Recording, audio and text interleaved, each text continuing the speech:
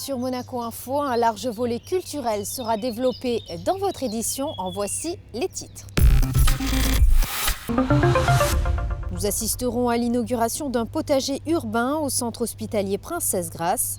Nous parlerons culture avec le Pen Club qui vient de récompenser plusieurs auteurs. Et nous terminerons avec le nouveau bulletin du musée d'anthropologie de Monaco. Mais avant de développer ces titres, une dépêche officielle du Palais Princier. Son Altesse Sérénissime le Prince Albert II a souhaité saluer la mémoire des victimes de l'attentat survenu à Manchester dans la nuit de lundi à mardi. Au nom de la principauté et de sa famille, le souverain adresse ses plus profondes condoléances au peuple britannique. Direction le centre hospitalier Princesse Grace où le conseiller de gouvernement pour les affaires sociales et la santé a inauguré un potager urbain, un potager géré par l'association Terre de Monaco. Les explications de Fabien Bonilla. Un véritable havre de paix dissimulé sur les hauteurs du CHPG. Un nouveau et magnifique potager urbain où se mélangent fruits et légumes, concombres, courgettes, aubergines, tomates, salades, fraises. À cela se rajoutent les aromates, sous le regard bienveillant des abeilles butineuses. Cette parcelle de 250 m² de jardin et 50 m² de fraisier vient d'être inaugurée par le ministre des Affaires sociales et de la Santé, en présence d'André Garino, président du conseil d'administration du CHPG, de Patrick Bini, le directeur, et Benoît de Sévelinge, directeur adjoint. Cette démarche s'inscrit dans la politique de développement durable du CHPG. L'agriculture urbaine est donc devenue une évidence pour le centre hospitalier Princesse Grace qui a fait appel à l'association Terre de Monaco pour concrétiser son projet. Il aura fallu 2 mois de travaux et 20 tonnes de terreau bio pour transformer ce terrain inutilisé en une véritable exploitation agricole en plein cœur de Monaco. On est ravis, il est magnifique et puis de jour en jour on voit de nouvelles espèces qui poussent. L'objectif derrière c'est de pouvoir récupérer l'ensemble de la production pour la redistribuer dans des repas qui sont produits au CHPG ou dans les établissements annexes. Donc au CHPG on a une cuisine qui est sur site, qui produit 3000 repas par jour. Les maisons de retraite ont leur propre cuisine également et la crèche a une petite annexe. Donc l'idée c'est que cette production-là, elle permette de nourrir les enfants du personnel qui sont à la crèche de l'hôpital et que de manière plus ponctuelle, on puisse faire des repas à thème dans les maisons de retraite et aux salles du personnel. Voilà, donc l'objectif à la fin de l'été, c'est de pouvoir fournir 50% de la production de la crèche. Ce qui serait parfait et en plus de pouvoir emmener les enfants un petit peu se balader dans les différentes allées et découvrir les fruits et légumes en terre. Terre de Monaco, l'entreprise qui gère ce potager, a pour but de faire de l'agriculture urbaine sur les toits, les terrasses, les balcons et les alentours de bâtiments, en principauté et dans les communes limitrophes. Actuellement, la société aura 1 an le 24 juin et on attend les 1400 m² de maraîchage, donc d'agriculture urbaine en principauté. C'est énorme pour la principauté, ça fait même de nous le plus grand exploitant urbain privé du monde en tant que maraîchage et agriculture. Et donc on en a donc, à la Fondation Prince Albert, au Monte Carlo Bay, 400 m². On a également l'Escorial, l'hôpital et on vient de terminer l'Odéon avec 450 m² également de jardin. La récolte de ce potager est destinée au CHPG. En revanche, Terre de Monaco propose également ses produits bio aux restaurateurs de la Principauté ou encore au marché de la Condamine les mercredis et samedis. Le Pen Club vient de récompenser plusieurs auteurs. La cérémonie de prix a eu lieu en plein cœur de l'Automobile Club, à quelques pas de sa bibliothèque. Vous allez comprendre l'importance de ce détail dans ce reportage signé Sandrine Nègre. Depuis 1921, date de sa création, le Pen Club, plume en anglais, poursuit plusieurs missions, dont celle de défendre la liberté d'expression. Les 3 lettres PEN qui composent le terme renvoient aussi à plusieurs formes de texte, la poésie, l'essai ou encore la nouvelle. Le Pen Club Monaco a quant à lui vu le jour en 1968 sous l'impulsion d'Armand Lunel. Le jubilé sera ainsi d'actualité l'an prochain en 2018. Cette année, le jury du prix qui porte son nom était présidé par le prix Goncourt de la Nouvelle 2016, Marie-Hélène Lafont et Sacre le travail de François Chollet. Une très grande joie, une très grande reconnaissance pour les gens du Pen Club qui organisent ce concours de nouvelles qui est une très belle chose. Et puis voilà, un plaisir personnel très puissant d'être reconnu par des gens qui apprécient la littérature. Et quand on est jeune, j'allais dire lycéen, c'est, j'imagine, une joie encore plus dense. Oui, vraiment, c'est même un peu impressionnant et intimidant, mais ça fait vraiment plaisir. Je suis vraiment très heureux d'être là et voilà. Cette soirée en présence de nombreuses personnalités était organisée à l'Automobile Club à quelques pas de sa bibliothèque. Les bibliothèques où naissent très souvent l'amour que l'on porte à la littérature et aux écrivains. Les 1000 mots, d'ailleurs, sont un concours d'écriture réservé aux lycéens de Monaco. Giulio Gadi, élève de première littéraire, décroche donc le prix cette année. Alors j'ai répondu à la question est-ce que vous trouvez que le monde est beau? Donc la réponse était négative.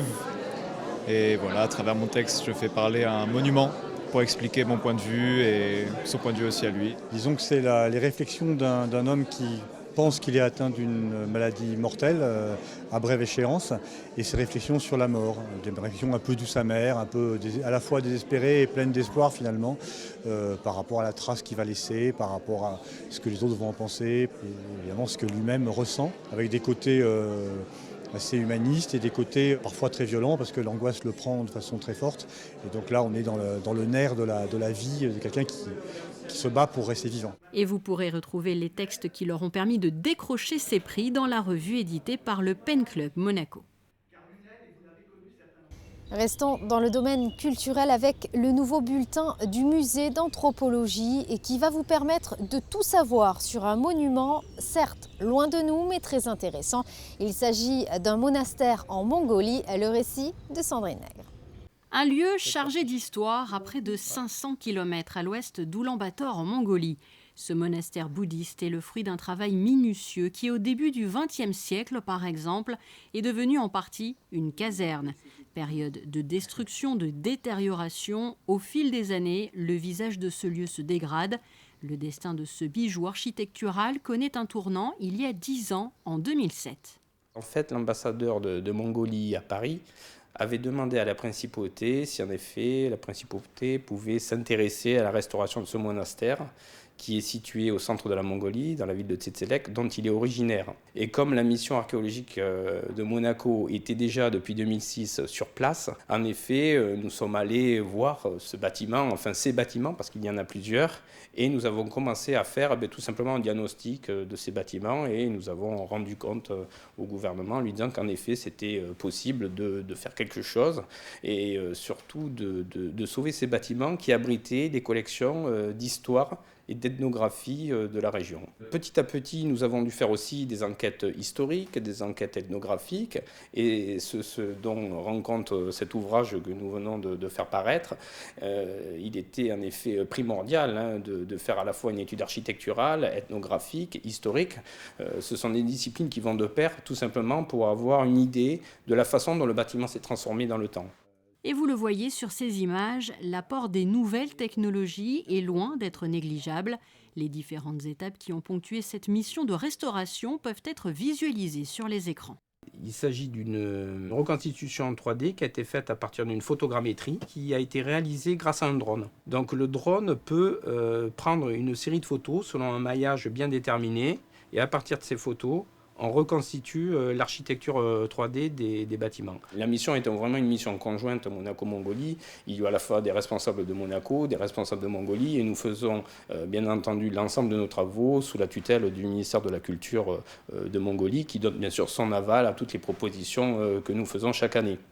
Et donc, bien entendu, que pour ce monastère, il y avait une branche spéciale du ministère de la Culture qui s'occupe de l'architecture et des monuments historiques, si vous voulez, de la Mongolie, qui a suivi aussi les restaurations et notamment l'entreprise à qui on a confié, bien entendu, l'ensemble des restaurations à la fois architecturales, mais aussi des iconographies. L'ouvrage est en anglais parce qu'on souhaitait qu'il puisse être diffusé, bien sûr, en Mongolie et ailleurs, et qu'éventuellement, certaines personnes qui parlent anglais, même à Tsetselek, puissent même traduire pour les personnes âgées ce que nous avions recueilli de leur côté.